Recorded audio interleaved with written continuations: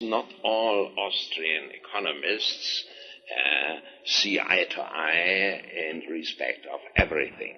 With these qualifications, I would say that what distinguishes Austrian economics are three things.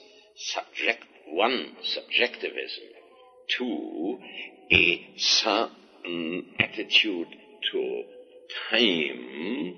And three, a distrust of macroeconomic entities. Now, I briefly, but only briefly, have to explain what the three mean. The world of nature, when we study it, consists of facts.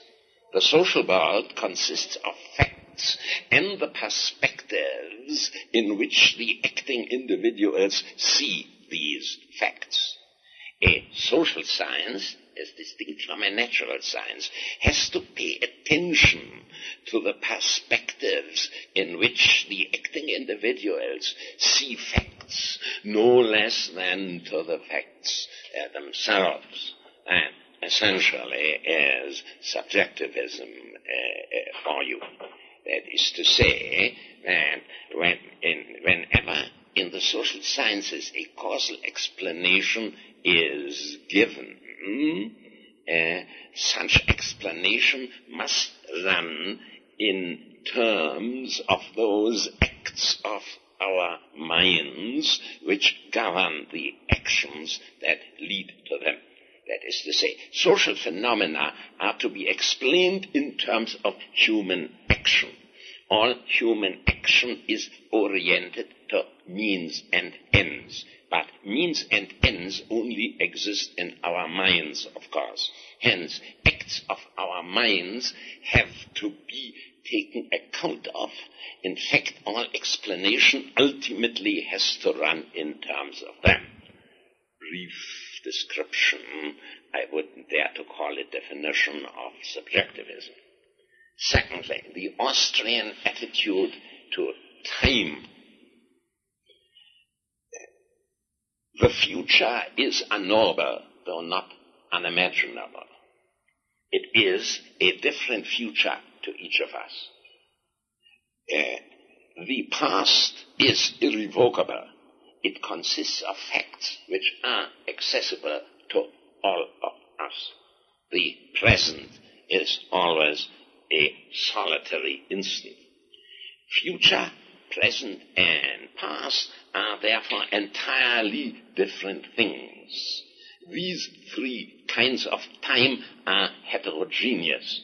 The heterogeneity of time is, I would claim, an important Austrian insight, for which most of the credit surely must go to George Shackle in his writings. Once we have grasped this, we shall presumably look with some distrust at any kind of formula where there appears, be it in the numerator, be it in the denominator, such expressions as dt, dq over dt or dy over dt is the kind of expression which Austrian economists will look at with some suspicion. Three, a distrust of macroeconomic entities, or rather the way certain models in which these entities play a part.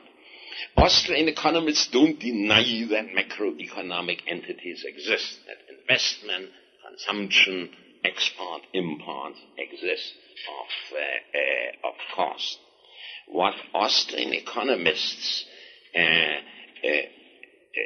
take umbrage at is a way of looking at macroeconomics as though it were a mechanics of these entities, that as it were in the same way as the various planets of our solar system act on each other, investment, consumption, and other macroeconomic entities are supposed to act on each other without any thought ever being given to those forces that govern these entities from the inside.